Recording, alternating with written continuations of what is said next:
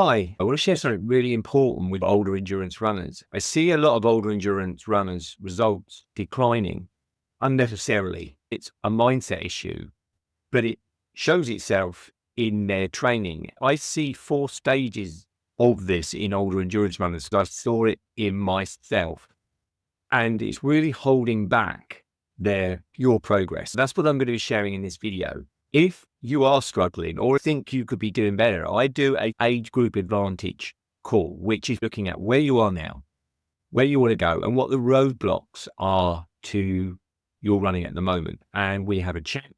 I record the call.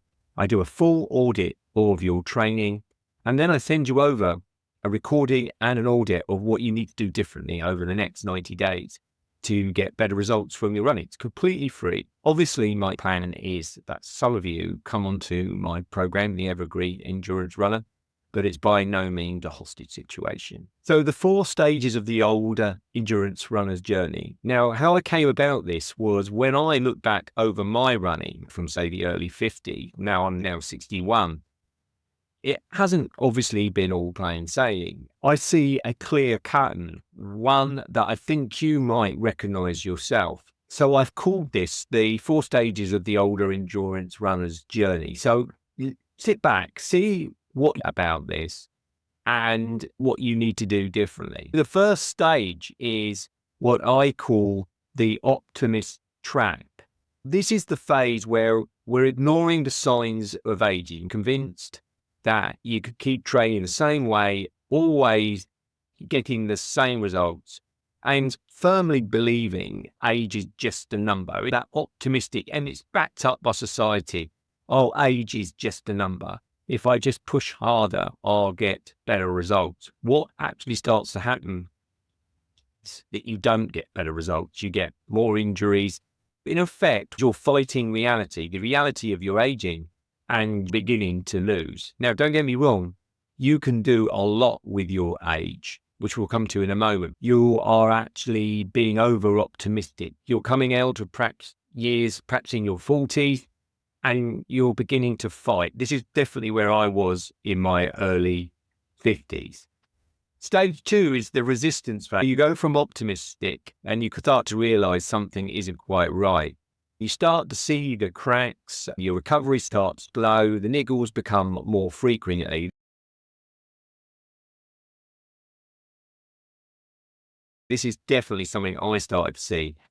And my performance started to dip, but instead of adapting, I doubled down, working even harder, convinced myself that if I work really hard, it's almost like, don't look over there, just keep plugging it away.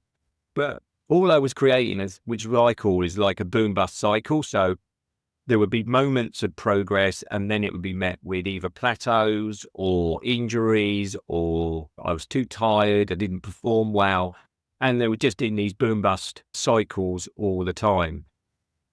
And I was working really hard, but not moving forward. Now, if you're in this phase is very frustrating. And this will be a phase where you'll get people saying to you, the reason you're getting these results is just because you're getting older. And like all things that people say, there's an element of truth in it, but it's not what you're doing, it's how you're doing it at this phase. You're just resisting the reality. It's not that you can't change or improve, it's just that you're not working with what you've got.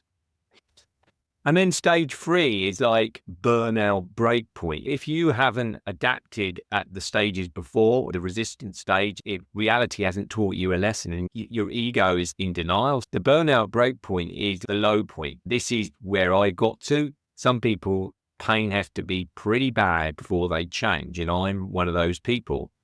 I felt disconnected from running. The gap between where I was and where I wanted to be felt massive.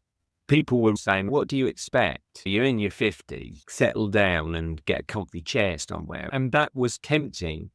This was really a low point for me. Many of the story about how that actually changed for me, which was quite chance, really. I was at that point, and I've got a hairdressing salon, and a fellow runner, a friend of mine, came in and had his haircut. He's a very cheeky chappy, guy called Byron. I only told him very recently, he just recently did London Marathon, did really well. And I actually told him about this story. He never realized the impact he'd had on my life. So I can now use his name, Byron. He just said, Lee, when was your peak as a runner? And he's 20 years younger than me. So I rattled off some times. And when he went, I was so hacked off because I'd not really stopped to think about it. Because I'd been in this kind of phase or phases where I'd got to the burnout breakpoint. I'd just given up. I thought, just got to do all my runs nice and easy, not do too much. But when I look back, I then had this resistance phase I spoke about just a minute ago. And I'd had the optimist trap where I'd been coming out probably into my late 40s. In my late 40s, I did the 10 in 10, which was 10 marathons in 10 days for the Brave Bay Marathon. And so I'd done some good performances. But after that, I can just carry on as I was. And I couldn't. And then that resistant phase come in. And then, as I say, I was in this burnout breakpoint. But Byron, in a weird way, really helped me. And that was a question. What if I can do something different? What if you could do something different? Are you at a point where you're doing the same thing and expecting the same results? When I asked this question to a lot of runners I coach, they were when they first come on board. But what they're actually saying is they know they need to do something different. They don't know what they need to do different. So fear keeps them where they are, because even if what you're doing isn't working, if you don't know what to do instead, you'll generally stay where you are. In my case, I was very fortunate. I found a great coach, Liam Butterworth, who introduced me to another phase. Over time, I worked with Liam as a runner and ultimately as a coach, and this is where I've arrived now. I've refined what I've learned from Liam because I work primarily with a lot of runners my age, and what I created was stage 4. I didn't know it at the time, but now it's the Evergreen endurance runner mindset, because it is a mindset. The mindset changes the body. It's like in the Matrix. If they say, what happens if I get killed in the Matrix? The mind can't live without the body. So if the body dies, you die. But the same way around, the body needs the mind. It's a system. So you have to start with the right mindset, and that's a trickle down or trickle up to improving the physical results you got.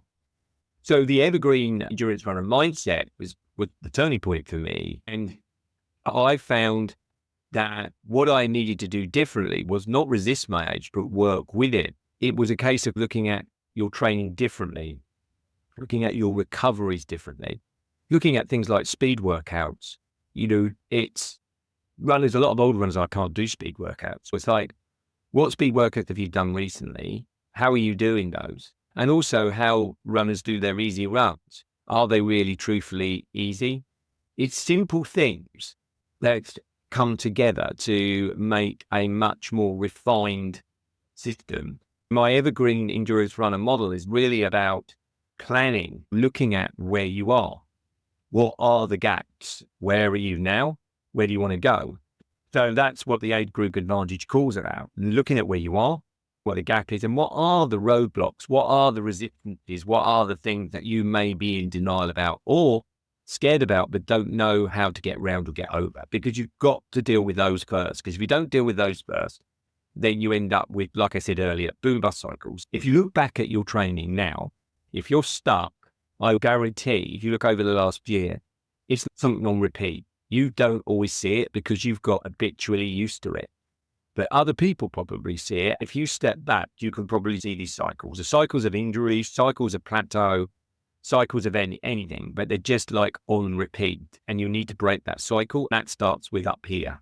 You need to have that plan. What I started to look at was how I trained. Now, I call this the perfect pacing method. I'm not going to say to you that I love heart rate. I think it gets a lot of runners off on the wrong direction most of the time.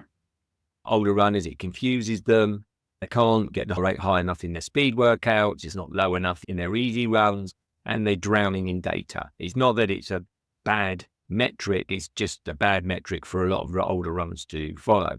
So I use a combination of effort and effort zones with secondary metric of pace. So you've got subjective and objective data.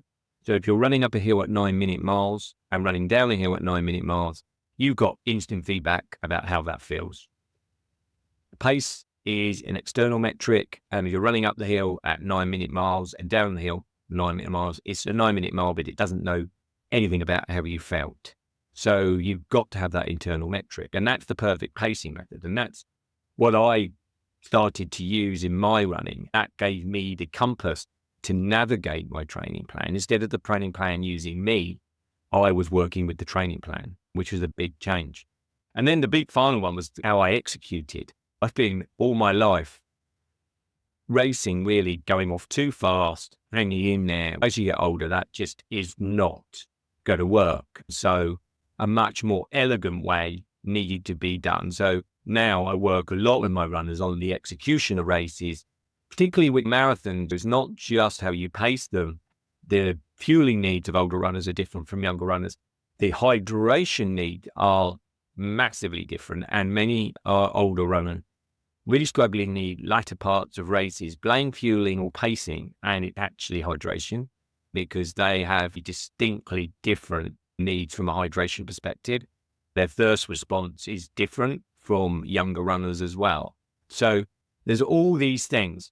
But what I found as I've got older, no, I can't beat my age. I can feel aging. I can feel getting older, and I will get slower. Everybody does. But it is about the old analogy I joke about. If you're going to jump out of a plane and there's one couple in front of you, one person in front of you with a parachute and one without, what one would you want to be? Because at the end of the day, they're both going to hit the ground. But the one with the parachute is going to take longer to hit the ground. And also, they're going to hit the ground in a much more controlled way. And we all know the one without parachute ain't great. So really, it's not about denial of aging. Aging is a fact. It's how you travel through that time is the really big thing for me. And showing up the best I can now between my 50s and my 60s, I've continued to improve, fortunately. And I wasn't a bad runner before. I am still putting out good times. I recently did 3:36 at London on a very hot day. I did 3:31 in Brighton last year. That got me a good for age for London. I did an ultra last year for my 60th, finished top of my age group. I don't share this to boast to you. I share this to give you hope, because without hope, you're not going to do any of what I've discussed, because you're going to say, what's the point? Because I'm old. And I challenge you to say that, yes, you are getting older, but what do you want to do with that? Have you reached the Evergreen and endurance runner mindset? Or are you at the burnout breakpoint where you're feeling disconnected from your running? Or are you at the resistant phase? The cracks starting to come, the recoveries are slowed, niggles are getting more to where you are at. Or are you perhaps earlier on in the phase, if you're in your very early 50s, the optimist track? Or you may have carried on at this stage for quite a while, just in denial. But if you're older, you would have just moved into the resistance phase. Which would have been, you are just in resistance, or you're aging, but you're fighting a reality that you are losing. The evidence for this phase is loads of injuries, tiredness, and progress plateauing. If that, then you're probably at the resistance phase or the burnout breakpoint. Then it's got to be asked, what do you want to do differently? Hopefully this video has helped make you aware of where you're at, what you need to do differently. If you're interested, I do the age group advantage call, which covers where you are now, where you want to go, what's the roadblock, bottleneck in your running. Then we have a chat for about an hour, usually, and then I'll do the audit for you, send over the audit with a walkthrough video, completely free. Now, the evil plan is some people are so impressed, they want to work with me. Fantastic. For those that don't, they've got 90-day audit to look at what they need to do different with their training. But if you're interested, the link to that will be somewhere below this video. All right. Thanks a lot. Bye for now.